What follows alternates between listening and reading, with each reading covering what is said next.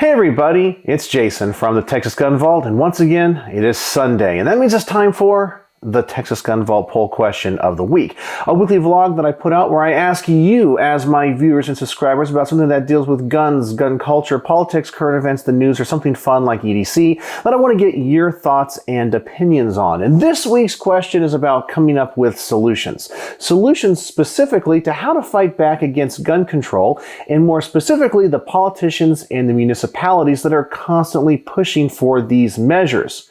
These politicians demonize you as lawful and responsible gun owners. They demonize, more specifically, the companies that make firearms. But then, when their standing armies, i.e. the police forces, need firearms, what do? Well, we're going to solicit contracts from these very companies that we say are merchants of death and destruction and demonize them. And then say, hey, we need guns. We're willing to pay a lot of money for them. And we want really nice guns. And here specifically is what we want. Can you make these for us? Well, why can't we, as a gun community, go, whoa. If you want to buy guns and you say guns have one purpose, especially these evil assault-style weapons are only designed to kill as many people as possible, as fast as possible, well, then why do you want them? It makes me wonder if you have some type of nefarious thoughts. Why do you want so many guns? Well, I think we all know the purpose, and I'm not trying to get into conspiracy theories, but of course we know, looking back on the 20th century, the biggest murderers in the world are governments against their own citizens. Now, I'm not saying that's what's actually happening here. I'm just going by the historical record. We all know that these politicians who don't want you to have firearms, well, they want their standing armies, their police forces, to have all the latest and greatest gear. And who are they going to be using this gear against? Well, of course, you, especially when they're there to enforce their new gun control edict. So what can we do as a firearms community to fight back? One of the ideas that is thrown around often is gun companies need to stop selling to these politicians and these municipalities and say, listen, if you're going to deny the rights of your citizens to own these firearms, we're not going to sell them to you. We're not going to service them. We're not going to warranty them if you happen to get them through other means. So I was wondering, is this really a solution? So I was coming to you today to see what you think. So with all that said, let's dive right into this week's question. In this week's poll, I thought I would try and find solutions to fight back against anti-gun politicians, municipalities, and states. Many of these anti-gun locations sue, demonize, and harass gun companies and retailers. However, when their police forces need firearms, they go to these same companies to purchase firearms and ammunition that are ultimately used against the citizens and gun control enforcement. Do you believe gun manufacturers and retailers should band together and stop doing business with the same people and governments that hate them? Do you think it would be effective in getting some of these places and people to change their stance on the Second Amendment?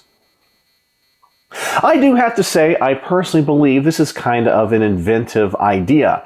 After all, we see the anti-gunners trying to do this all the time. Right now, they are trying to privatize gun control, essentially going to private companies like credit card companies and banks and saying, you shouldn't do business with gun companies, you shouldn't do business with gun retailers, and they go along with it. So because it's not a government entity actually enforcing some type of ban, it gets around all the Second Amendment legalities. So it's kind of, I said, a creative way. And I think we can do it from our perspective. But in order for this to work, we all have to band together. We all have to be willing to support companies, especially if they go through with something like this. But how likely are the companies to do this? I know there's a lot of companies that do rely on government contracts, and some of them have actually been bitten in the butt, like Colt. Colt for a long time was the main supplier to the United States military when it came to rifles and even pistols. And then as time went on, other companies came out and underbid them, and they lost everything because they didn't cater to the civilian market. And I don't personally understand why these government contracts are so lucrative. I know governments buy a whole bunch of guns. Let's just say a police force needs to have a whole new set of 9mm pistols, and they go to Glock and say, we need 9,000 or 10,000 pistols. We need them in this caliber, we need this model, and we need all the magazines to go with them. But how many guns does Glock sell on the civilian side? If they lost that contract or didn't fulfill that contract, they're still selling thousands upon thousands of guns to the civilian marketplace every single week. Does that contract really hurt them if they lose it or don't fulfill it? Now, I don't know the internal numbers, but I really don't think so. I really think if companies cater to the civilian marketplace, they would be much more successful. I know there's a lot of people out there on the civilian side of things that are clamoring for high quality firearms that are really cool, neat, and innovative, but sometimes they can't afford them or get them because these companies focus so much on government contracts. A good example is this Knight's Armament SR-15 I have here on the table, which is on loan to the channel from my good friend D. This is one amazing rifle, and I'm doing a range report on it this upcoming week. I recently took it to the range. It's an outstanding rifle. Would I love to own one of these? Absolutely. But the cost of these is absolutely ridiculous. And one of those reasons is Knight's Armament is so busy making guns for militaries and police agencies, they just don't have time to put out guns on the civilian marketplace, thus making these a little bit more rare, harder to find, and the price goes up. But imagine if a company like Knight's Armament made these quality rifles and sold them to civilians in mass. I think they would sell a ton of them, especially at a more affordable price point. And therefore, they would not have to rely on these government contracts. They wouldn't have to spend all this time research and development, submitting proposals, submitting designs, wasting all this money, and they could just be selling guns left and right. Why don't they do that? I don't really understand, because ultimately these contracts aren't really for that many guns. With the exception of major militaries like the United States Armed Forces, well, these police forces aren't looking to buy hundreds of thousands of guns. Sometimes it's just a couple of thousand, or maybe 500 if it's a smaller police agency. It's not like it's going to put a huge dent in these gun companies' bottom line. I really don't understand it, but of course, I'm not an accountant. I don't know what goes on behind closed doors.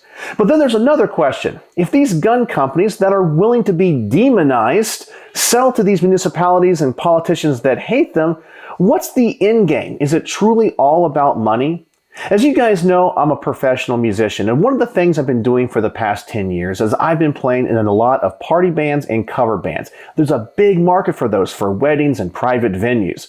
Well, if I was playing in a band and the owner of a venue came up and said, "You guys are the worst band ever. You guys are terrible. The songs you choose to play, the way you cover them, it's miserable. I hate having you at my venue. You're the worst performers I have ever seen.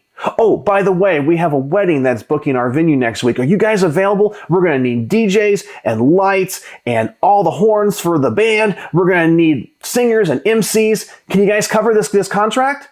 Well, as a private individual running a business, I'd be like, you just said that we're terrible and you hate us, but now you like us and need us? No, I'm going to go someplace else that appreciates what we do. Now, that's what I would do as a private citizen running a business, and I've seen that kind of happen in my world of music. So why doesn't it happen in the gun world? Well, let's see if you guys think this is going to be effective with your results for this week. With only 601 votes as of me filming this video, we have yes, 2A principles are more important than money, 57%.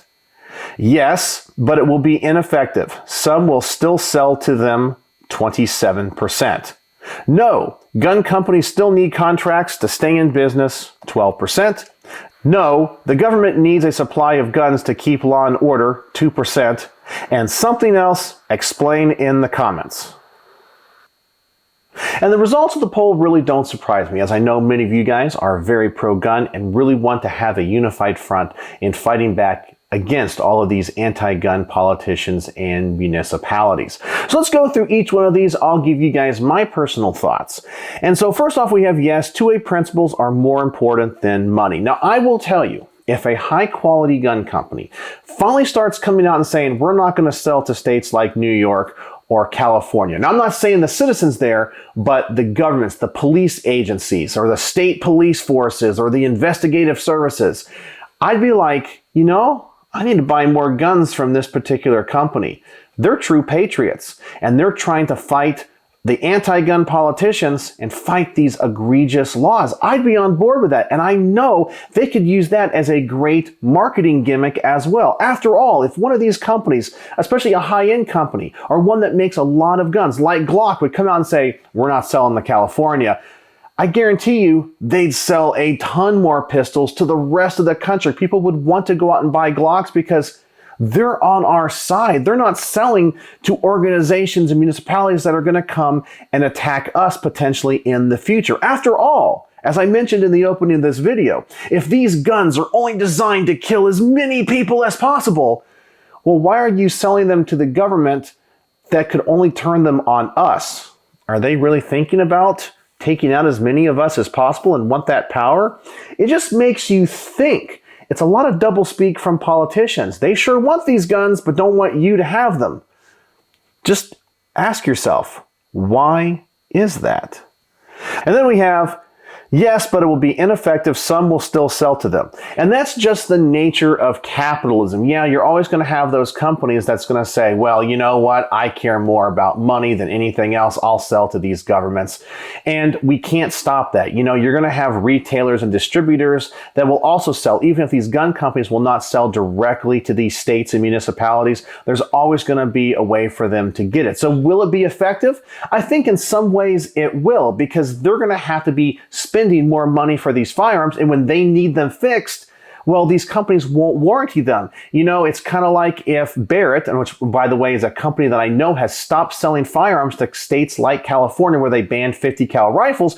When those police agencies call Barrett up and say, hey, we need some warranty work on our rifles, they're like Consuelo from Family Guy. And they're like, no, no, no, because they don't warranty them anymore, because California won't let their citizens own their rifles. So they're not going to work on them. Now, they can find other gunsmiths to do it, but it's going to cost them more. And so it's more of a hassle for these people. Now, will that change their minds? Maybe not. But over time, we can build momentum. And if these police agencies really want these firearms, they're going to have to go up to the politicians, go, listen, you got to back off. You got to stop demonizing these companies and stop trying to put them out of business. We can't get the gear we need to enforce your laws. And who knows, maybe something would change. And then we have, no, gun companies will still need contracts to stay in business. Now, I included this on this list because I knew people were going to mention in the comments and say, hey, I work for a company. We pretty much only sell exclusively to the government. Well, that company can retool and sell those things to other entities like civilians. They don't have to sell to California. They don't have to sell to New York. They can sell to Kentucky or North Carolina or Florida or Texas or Arkansas. Yeah, California and New York aren't the end all and be all. If these companies really took a stand and maybe started selling their products as well to the civilian market, they might make that up and even make more money. I really think that they become so short-sighted on these government contracts and fulfilling what these governments need that they lose sight of the bigger picture and the good that they can possibly do. Then we have, no, the government needs a supply of guns to keep law and order. Now, I know, especially on the conservative side of my viewership, you're always going to have the law and order. Now, you guys know I'm a libertarian, and over time, I've kind of soured on law enforcement. Now, I am not saying there are not great law enforcement officers out there. I am not saying that we don't need law enforcement, and I am not saying defund the police, but I've gotten a little bit sour on them. We hear stories all the time about their abuse of power, or incidences like in Texas when it came to that school shooting, where they all stood outside and did absolutely nothing. I say, they signed up for the job. They have to think about these scenarios before they happen. If you don't think you're brave enough or courageous enough to go into a building to save children, I completely understand. But let's find some people that will. And then let's hire those people and put them on these police forces. We hear all the time about these police raids on innocent people going to the wrong house because they're just following orders. Yeah, there's a lot of bad apples out there, and the procedures of police departments have become more and more abusive against citizens, especially police departments, not necessarily sheriff's departments, because sheriff's departments are usually run by elected officials like the county sheriff. But police departments are these standing armies of these mayors in these municipalities and cities, like in the city of New York. So they just do whatever they're told, and they're just following orders. So I don't buy the whole thing that they need guns to keep law and order. No, they don't. If they stopped abusing their citizens' rights, this wouldn't be a problem. And then we have something else explained in the comments, and I think most of the people that voted for this commented in the comment section with a more nuanced approach, saying, yeah, it'd be nice if they did it, but it'd be ineffective or the like. So that's what I have to say on all of this, but let's see what you guys have to say with this week's top-rated comments. And with our top-rated comment of the week, we have Charles Martell, who says, you'd have to find a way to deal with the wholesalers and police supply companies as well. Not all state and local law enforcement agencies deal directly with the manufacturers. And he brings up a good point, and I kind of talked about that a little bit earlier, but hopefully these retailers are on board with the Second Amendment as well, because these distributors often are selling to civilians as well. So if they lose that base because anti-gun politicians get all these laws passed, they're only going to hurt in the end. If you're only selling to a police department every 10 years, you can't stay in business long term with those prospects. Then we have Keith Tate, who said, I think it would be a good idea in theory, but I believe it would be extremely hard to get everyone working together to freeze them out. Also, even if the manufacturers, suppliers, and retail outlets work together, the government entities would find a way to get the weapons they want. I say want, not need. Just look at the IRS. Yeah, and they will. That's what governments do, but it will force them to have to go through more lengthy processes to acquire these weapons. Just like they want us to go through all the paperwork and rigmarole to get a license to carry a firearm or to buy a gun or a waiting period, well, they should have the same burden on them. And if it becomes such a burdenous process and such an expensive process, the gun companies can go to them and go, hey, listen, you can make this easy on yourself. Just pass some freedom laws for your citizens, and all this can go away. Private companies are allowed to do that. But I do agree, they'll always find a way. But we can make it harder for them, and that might be just what it takes to get some of these municipalities to change their minds. Then we have Atlantis Blizzard.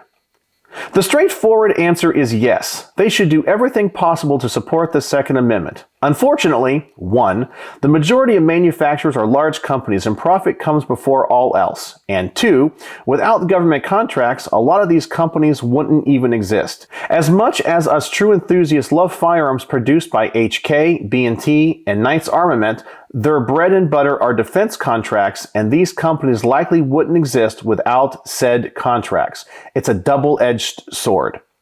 And you know, that's also something a lot of people say.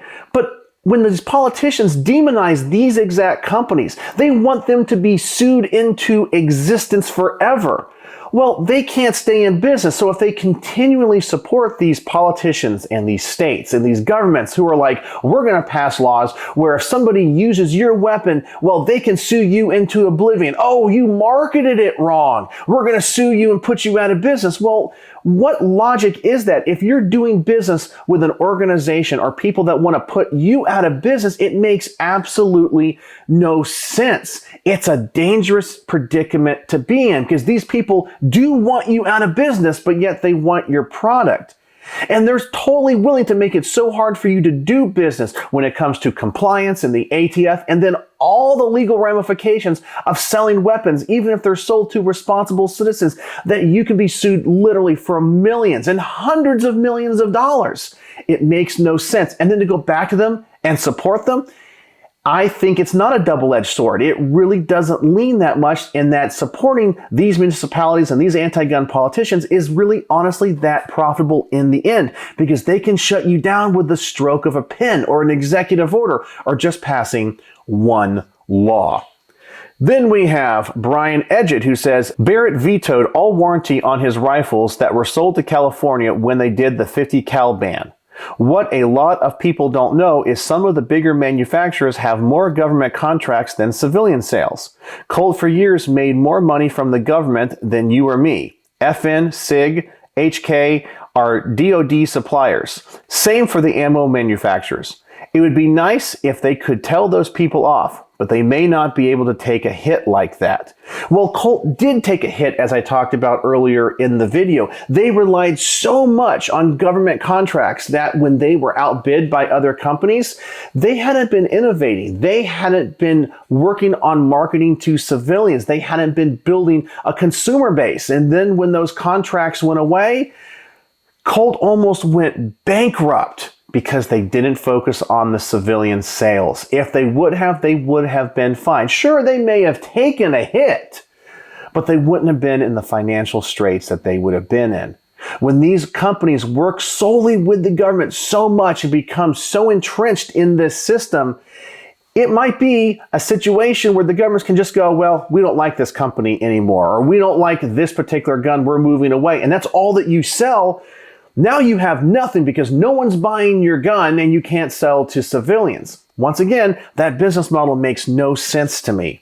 And then finally, we have Milton Oliver, who says, I like companies like T-Rex Arms who don't sell to states or countries that restrict the people's rights. But most manufacturers only care about money. That's it. In a perfect world, they all would operate like T-Rex. But money and government contracts are what matters to these big companies. And I agree and disagree. And where I disagree is that many of these gun companies are privately held. There's only a couple of gun companies that are publicly traded on exchanges like Smith & Wesson, which I personally own stock in. And I know Sturm Ruger also sells stock. I'm sure there's a couple of others. But for the most part, many of these companies are held by private equity firms. They're not publicly traded. So yeah, when it comes to money, when it comes to publicly traded companies, yeah, you do have to worry about the bottom dollar. But these other private firms, they don't have that same obligation because they don't have stockholders. And you really would think that they would sit down and the bean counters would go, you know, there's so much money to be made on the civilian side of things. We really need to go in that direction. That's one of the reasons why I always agree with the slogan that HK hates you. We all like HK guns, right? We think they're really cool. But everyone says HK hates you because they won't put out the guns that we want to buy. When they easily could. They could make a semi-auto version of the MP7 here in the United States without issue. And they would sell tons of them. Why don't they? It makes no sense. The only logical solution is they hate you. Why don't they bring back the P7? Well, there's no reason. They just hate you. I know, it's kind of a joke, it's kind of a meme, but what other logical sense does it make? I can tell you if I was the president and CEO of HK, I would be marketing to the civilians and making the guns they want, because if I could sell thousands upon thousands of cool guns to civilians who want them, that are willing to pay the price to acquire them, man, I would turn HK into a juggernaut. I wouldn't ignore the contracts. But man, you have such a huge consumer base and so much money to be made by people willing to part with their money for your cool guns. And they just don't do it. It makes no sense to me. Now, as I said, I'm not an industry insider. I don't know what goes on behind closed doors in these companies. But from an outsider looking at the marketplace, it makes absolutely no sense. Well, that's what I think, and that's what you think when it comes to this issue. Is this a solution? I'm really curious if anything like this will pick up steam in the future.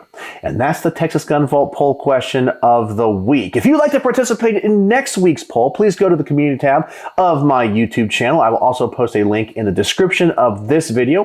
Please go over there, see what the poll's about, vote, comment, and like other people's comments so we can get the top-rated comments of the week. And as always, I appreciate you watching these videos to the end, and I love having this dialogue. So, if you didn't participate in this poll, tell me what you think in the comments section below. Maybe we can come up with some other solutions to fight for the Second Amendment. So let me know what you think. And, as always, thanks for watching.